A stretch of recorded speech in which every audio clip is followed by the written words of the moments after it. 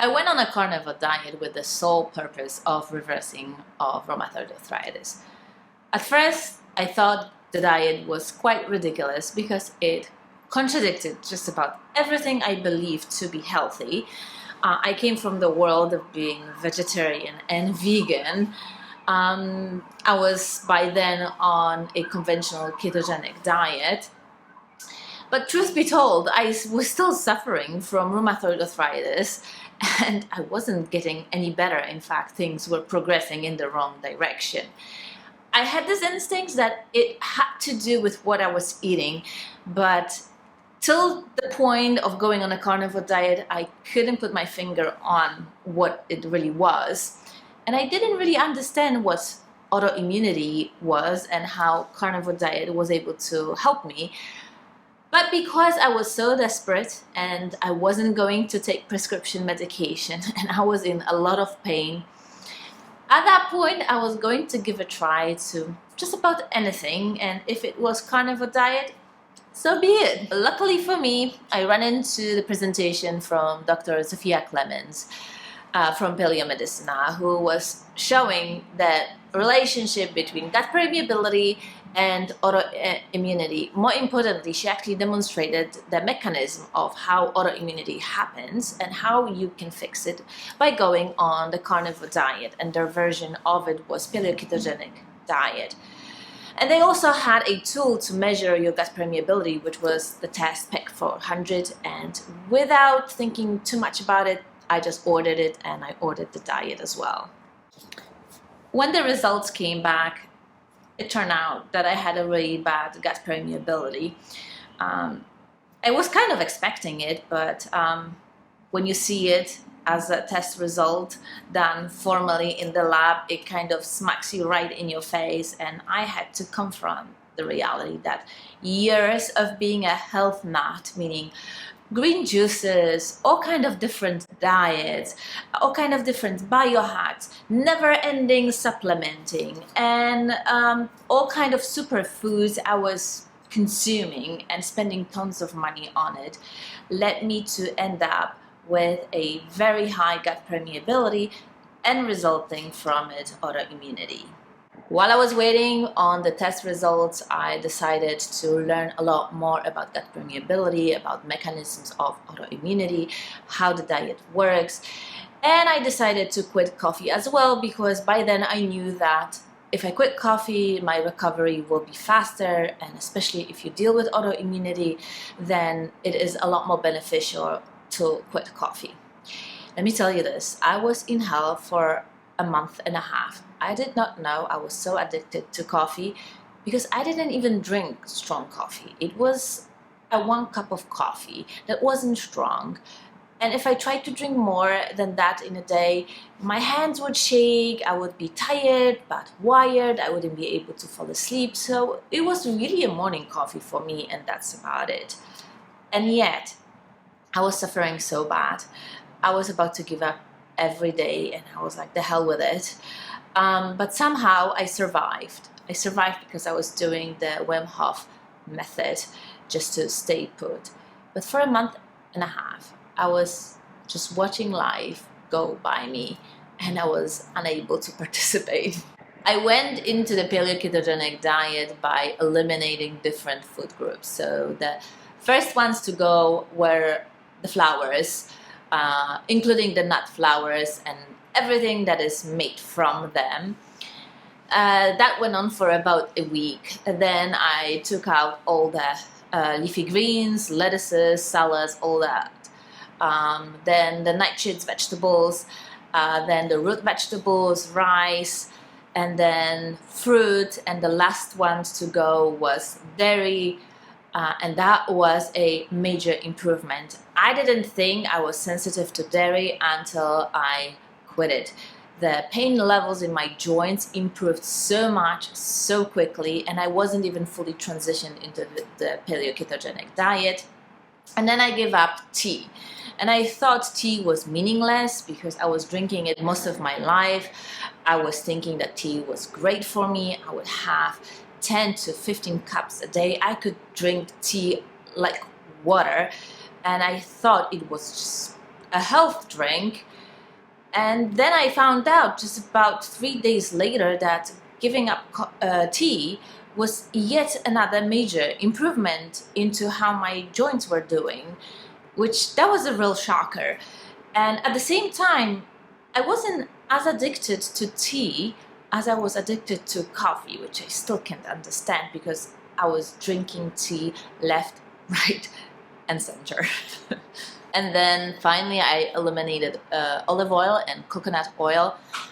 And I kind of kept coconut oil in the diet till the very end because it wasn't such an easy way to get into ketosis and staying in ketosis. And from the keto world, I was used to the fat bombs and so on.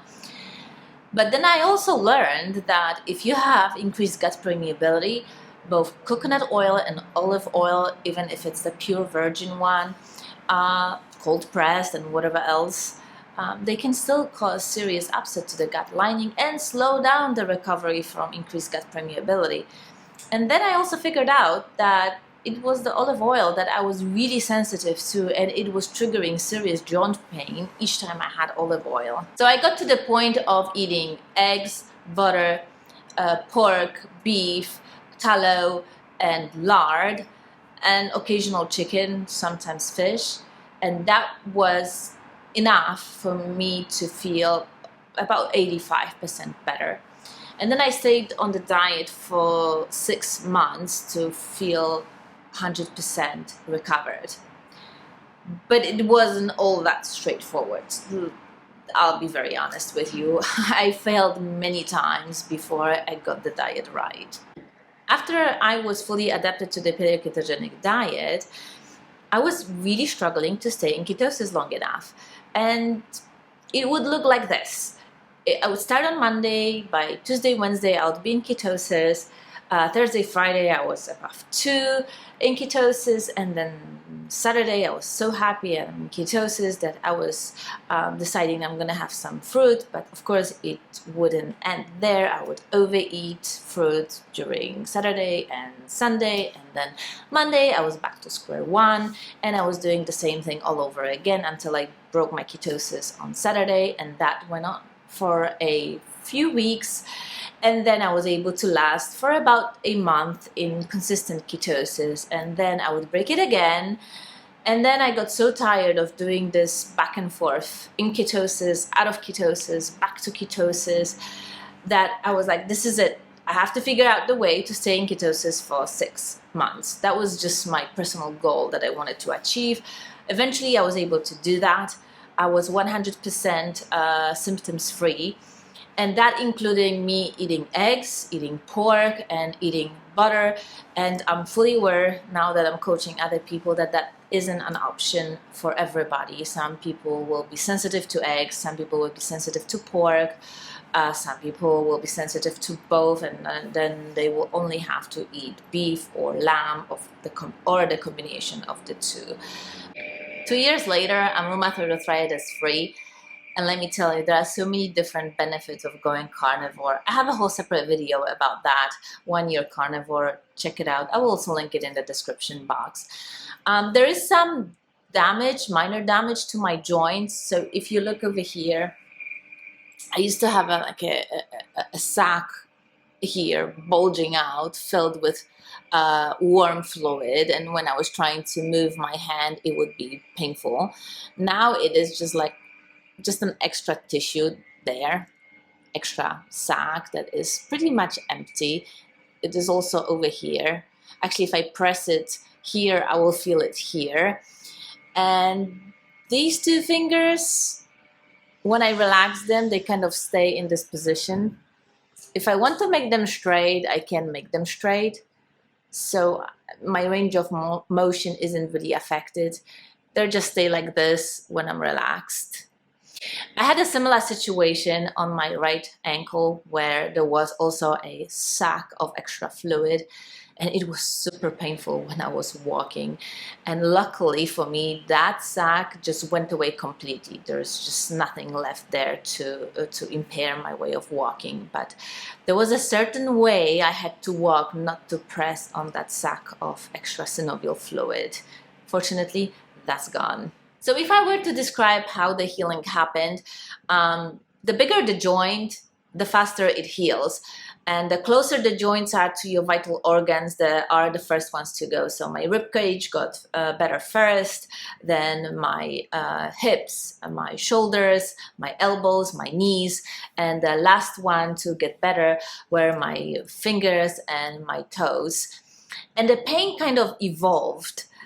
It was first the usual arthritic pain, which then turned into kind of like a pinching pain, and then the pain would migrate, and then eventually it went away. At some point I started reintroducing other foods than just being on a pure carnivore diet, and I felt really good when I was eating sauerkraut, fruits, mostly peeled, apples and pears, plus berries, cherries, and occasional grapes. But when the summer months end, I sort of lose interest in fruit and I go back to pure carnivore, and then when summer starts again, then I want some fruit again. And I kind of enjoy this type of cyclical way of, honoring the seasons. And yeah, and I can tell you this, that it is a lot easier to start the carnivore diet sometime in like September, October than in the middle of the summer. And as many of you know, I'm a carnivore diet coach myself, because this message has to get out there. There are dietary ways of reversing a chronic disease, and I think it is absolutely amazing, and that is the reason why I started my YouTube channel and I blog about it. And I hope the more people learn about this way of eating, the more of them will adopt it. And I don't even think everybody has to be pure carnivore or in ketosis consistently, unless you have a chronic disease that indicates that. If you made 80 to 85% of your diet being from animal sources, natural, without any processing, and then you have some fruit and vegetables, your health will be perfect. One thing I do miss is coffee. I love the morning ritual of making it, or social aspects of it, of sitting with my friend in the cafe and drinking cappuccino. And I tried decaf and substitutes, and it's not quite the same. And if drinking coffee was liability free for me, I would probably go back to drinking it regularly. Alright, so this will do it for this week's video. If you happen to come across my video and you are at the wit's end, you are in pain, you're dealing with autoimmunity or any other number of chronic diseases, give carnivore diet a try. It may take 2 weeks, 3 months, 6 months, maybe even a year, depending on how much medication you have taken and how long you've been sick, but carnivore diet works. And not just for chronic disease, for everything else, including your mood, including your outlook on life. If you haven't yet, subscribe, hit that notification bell. If you're looking for coaching, the links are in the description box, and I will see you in my next video. Bye.